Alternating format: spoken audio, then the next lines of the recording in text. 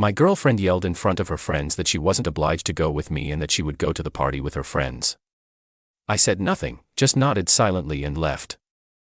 Later that night, one of her friends messaged me and said, "Do you know what your girlfriend said after you left?" What she said next was surprising. "I'm 27, been with Leah for 3 years. We met through mutual friends at a rooftop bar downtown. And honestly, the first year was incredible. She was spontaneous, fun, always dragging me to new restaurants or weekend trips. I'm more of a homebody. I work in software consulting, long hours, decent pay, but she brought balance to my life. Or so I thought. The problem started around month 18. Small things at first. She'd make plans without telling me, then get annoyed when I couldn't drop everything to join. She started going out more with her friend group, Taylor, Becca, and Nina, 3 women she'd known since college. I didn't mind at first. Everyone needs their friends. But it became every Thursday, every Friday, most Saturdays. When I'd suggest we do something together, she'd sigh like I was being clingy. Money became another issue around the same time. I'd always paid for most things, dinners, trips, her car insurance when she was between jobs last year. She worked in marketing, decent salary, but somehow always seemed broke by the 3rd week of each month. I never asked where her money went. I should have.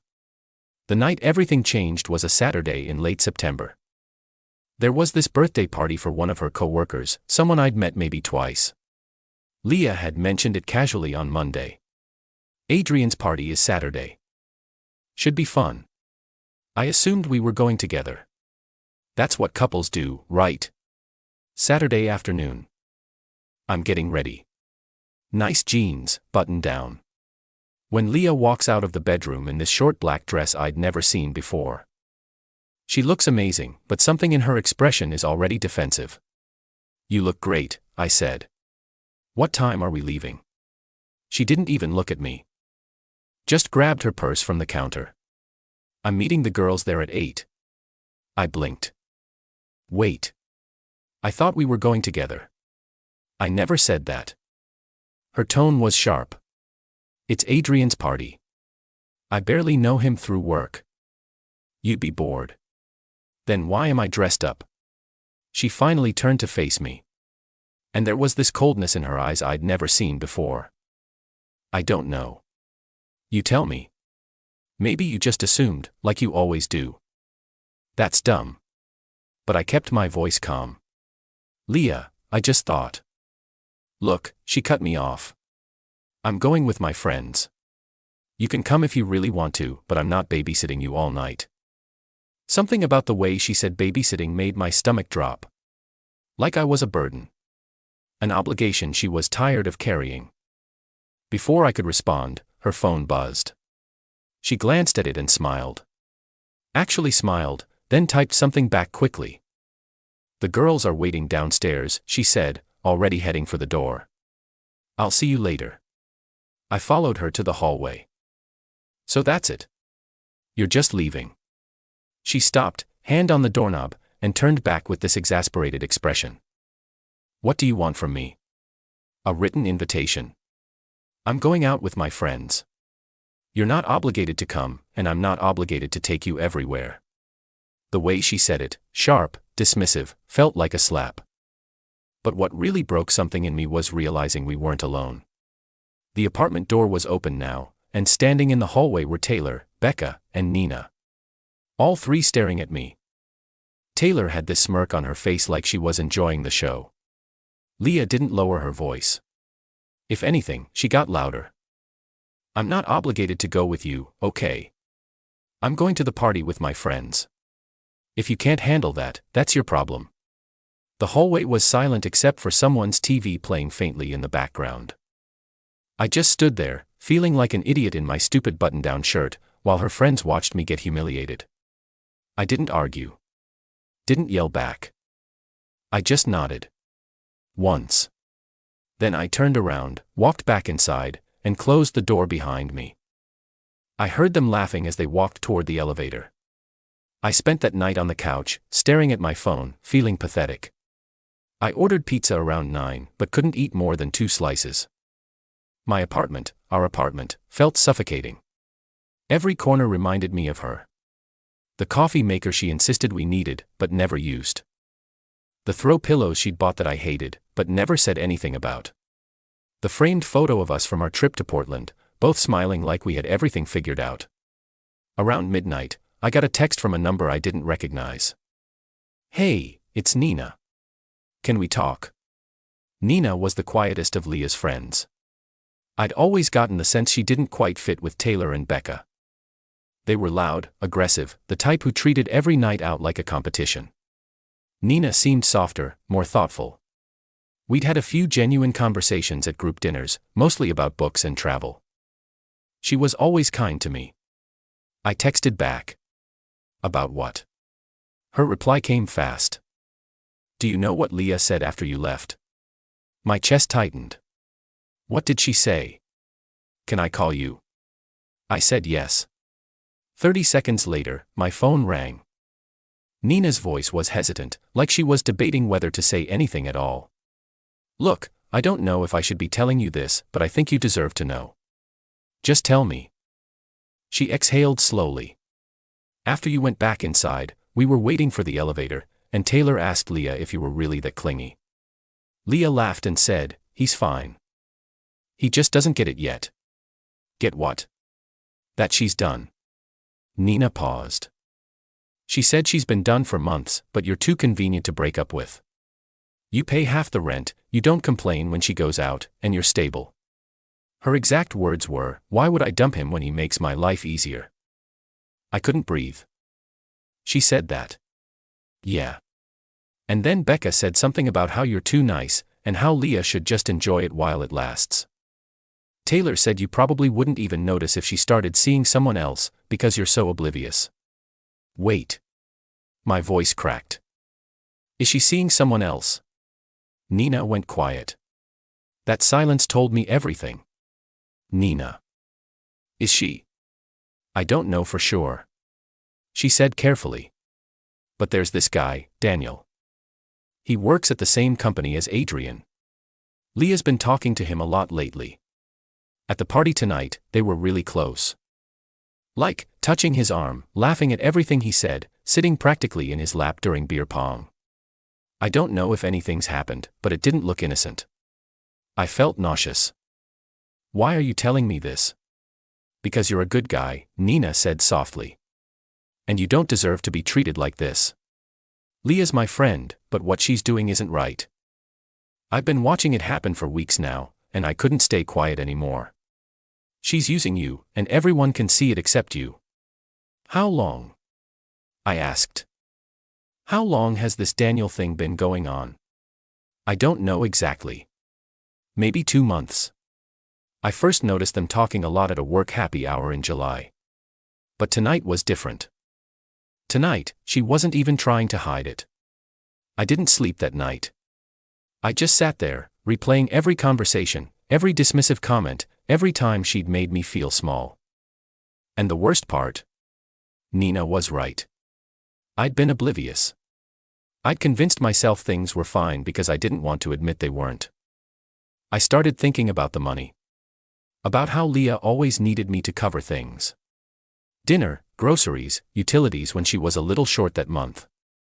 I opened my banking app and started scrolling back through months of transactions. Venmo payments to Leah. $300 here. $450 there. Rent payments where I'd covered her half just this once. That turned into 3 months in a row last spring. I added it up. Over the past year alone, I'd given her close to $8,000. And for what? So she could go out with her friends 4 nights a week. So she could buy new dresses to impress other guys. When Leah came home around 2 a.m. Stumbling and giggling, I was still on the couch with my laptop open. Spreadsheet pulled up. You're still up? She slurred, kicking off her heels. We need to talk. She rolled her eyes. Not tonight. I'm tired. Now. Something in my voice made her stop. She sat down on the armchair across from me, arms crossed. Fine. What? Are you seeing someone else? Her face didn't change. No shock. No guilt. Just annoyance. Who told you that? Answer the question. She stared at me for a long moment, then laughed. Actually laughed. Oh my God. You're so paranoid. Leah. No. I'm not seeing anyone else. Happy. Can I go to bed now? No. You told your friends you're only with me because I'm convenient. Her expression shifted. Just slightly. Enough for me to know Nina was telling the truth. I was joking, she said flatly. Were you? She stood up. I'm not doing this right now. You're being ridiculous. Then tell me the truth. I just did. She grabbed her phone and headed toward the bedroom. Good night. The door closed behind her. And I knew. In that moment, it was over. I didn't confront her the next morning. I want to prove first. Call it pride or stupidity, but I needed to know for sure before I made any moves. Sunday morning, Leah slept until noon. When she finally emerged, hungover and irritable, I was at the kitchen table with coffee. We should talk about last night. I said calmly. There's nothing to talk about. You accused me of cheating based on some paranoid fantasy. Who's Daniel? She froze. Just for a second. But I caught it. A coworker. What? Just wondering. You've mentioned him a few times lately. So? She poured herself coffee, not looking at me. I mention a lot of coworkers. Right. I sip my coffee. Hey, can I borrow your phone? Mine's dead and I need to check something for work. Use your laptop. It's upstairs. Your phone's right there. She grabbed it off the counter. It's locked. So unlock it. Why do you need my phone? Why won't you let me use it? We stared at each other. The silence stretched out, heavy and uncomfortable. This is insane, she finally said. I'm not playing this game. She took her coffee and went back to the bedroom. The door locked behind her. That's when I knew Nina was right about everything. I called Nina that afternoon while Leah was still holed up in the bedroom. Thank you for telling me. I said, you were right. About all of it. I'm sorry, Nina said quietly. I really am. What are you going to do? I don't know yet. But I can't keep living like this. For what it's worth, Nina added, I took some photos at the party last night. Of Leah and Daniel. I thought maybe you'd want them. As proof or whatever. Send them. She did. Free photos. Leah sitting on Daniel's lap during beer pong. Leah with her hand on his chest, both of them laughing. Leah and Daniel outside on the balcony, standing close, his hand on her lower back. I stared at those photos for 20 minutes. Not because I was surprised. But because seeing it made it real in a way I couldn't deny anymore.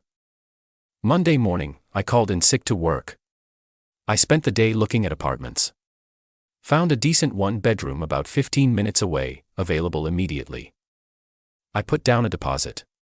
When Leah left for work Tuesday morning, I called a locksmith.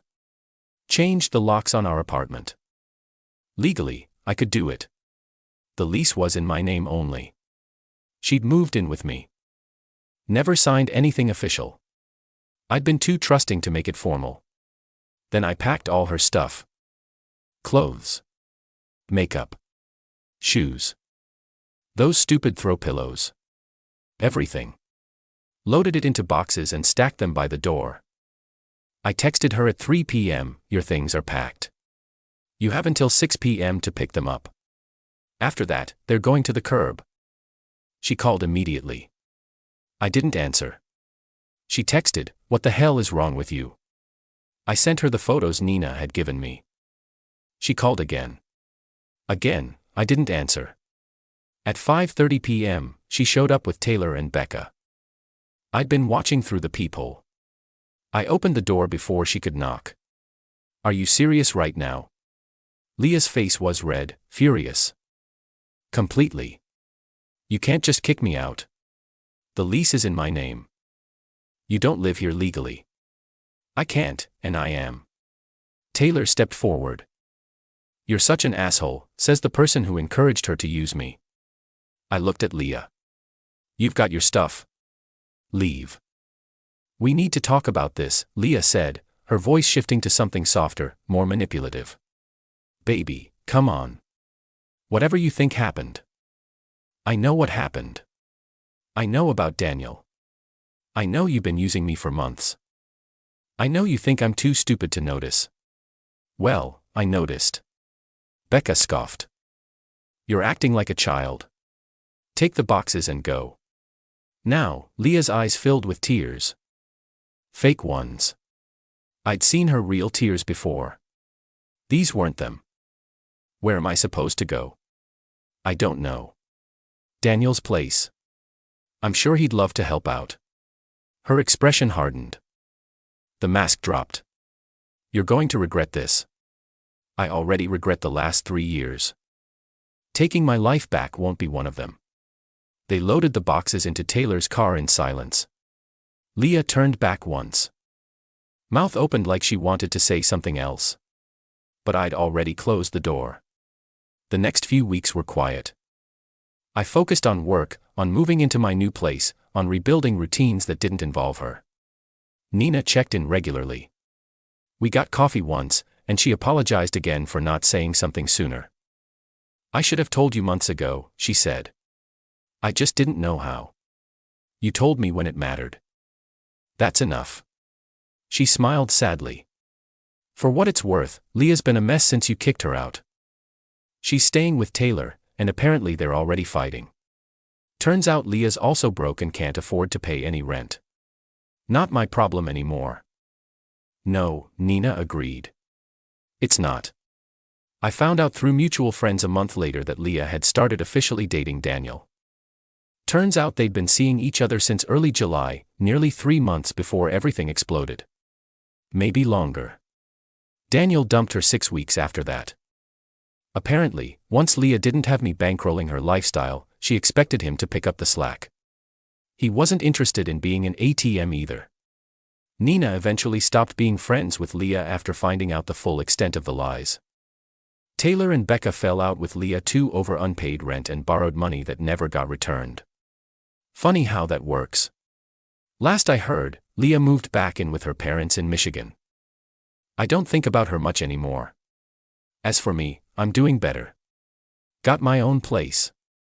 Started going to the gym again. Reconnected with friends I'd neglected. Started dating again too. Casually, nothing serious yet. I'm in no rush. Some nights I still think about that hallway.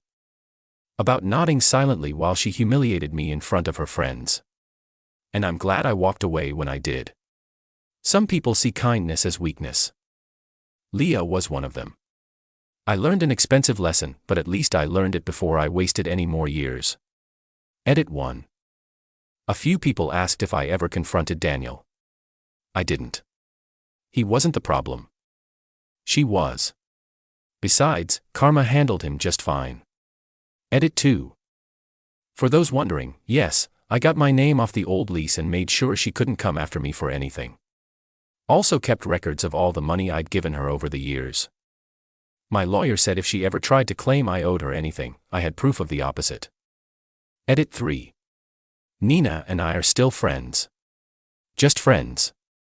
She's seeing someone now. Seems happy.